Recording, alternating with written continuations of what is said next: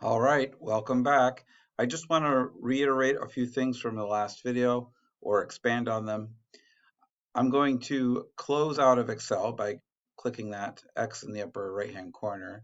I'm back to my fake school data folder with the fake education data set and the fake student data files in it.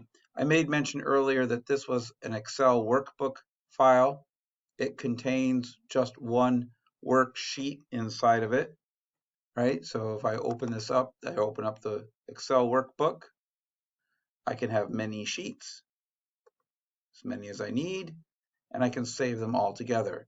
But I don't really want to do any of those things. I'm just going to work with this one right here. So I'm actually going to delete with a right mouse click and delete these 3 blank sheets I just made. What I want you to see is, actually I hit don't save, is that the CSV file also opens up into Excel. CSV is short for comma separated values, and you can see that it has a lot less formatting. It doesn't look as nice. In fact, you'll have to add some formatting to it to make this usable. But if you keep it in the CSV format, it's going to come right back to this sort of presentation the next time you open it up. So that's kind of a fundamental difference. CSV is a plain text format. It's great when you want to have data stored as simply as possible without any sort of vendor proprietary, that is to say, Microsoft, you know, code around it.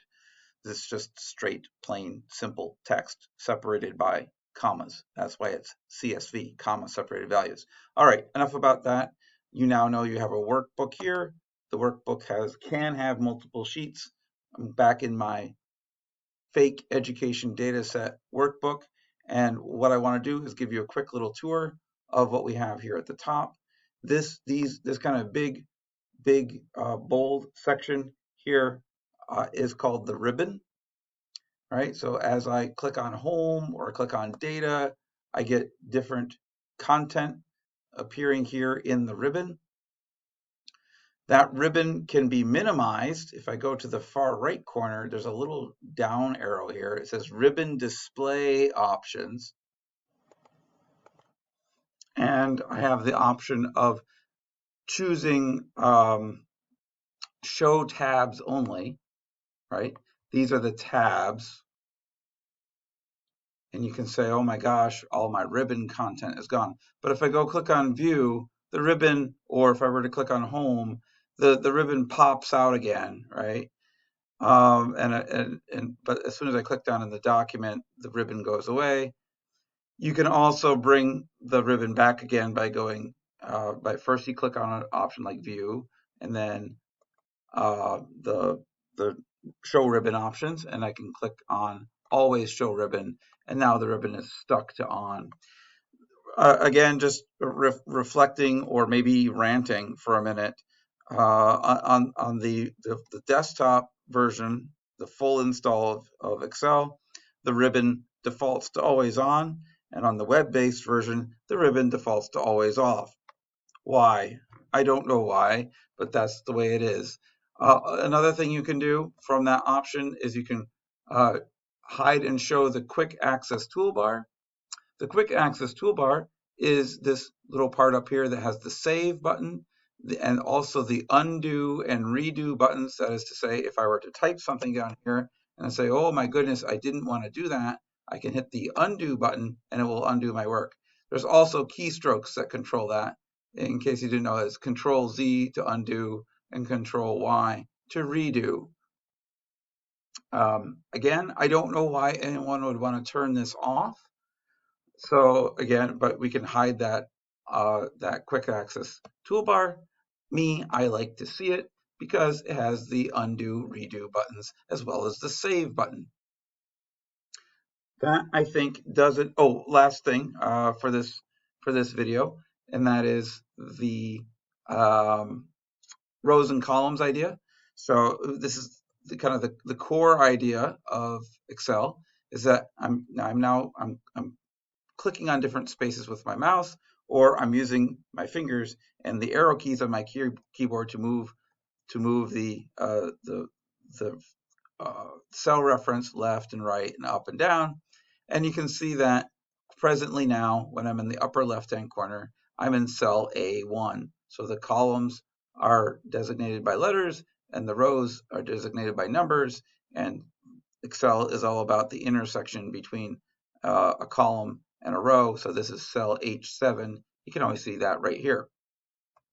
And I would be remiss if I didn't talk about the formula bar. The formula bar is really important. So when I click on, let's say, household income here in cell G7, the value of the cell is presented here. So if I change it here, it changes down here, right? So this is actually really, really helpful. Let me undo that change because I don't want to do that. I will often, especially when working with text, I will often bring my mouse up to the formula bar to the up until the moment that it changes. The arrow changes from a pointer to this up down arrow, and I click and drag down, and I make that bigger, and then I can see like everything that's been typed into that cell. Like first language, and you can do line breaks in there and everything. I find that to be a super useful feature, but that's just me. Okay, so in this video, you saw that I reminded you of the difference between a workbook and a worksheet. I showed you what the ribbon was, what the ribbon bar was. I showed you what the quick access buttons were. I showed you where the formula bar was, and I talked about rows and columns. For the sake of this video, what I'd like you to do is I would like you to click over here on ribbon display options, go to, say, show tabs only, and screenshot that for me. Okay, that's what you can do for this video. And then when you're done, I would encourage you to go back to view ribbon options and go back to always show ribbon. Okay, and I'll put this back where I left it. There we go. You could also do a quick expand on that formula bar with this little up down arrow here. That's actually a nice little add. Okay, so that's a little bit some just basic visual elements of the interface. So it's the Excel interface overview. See ya.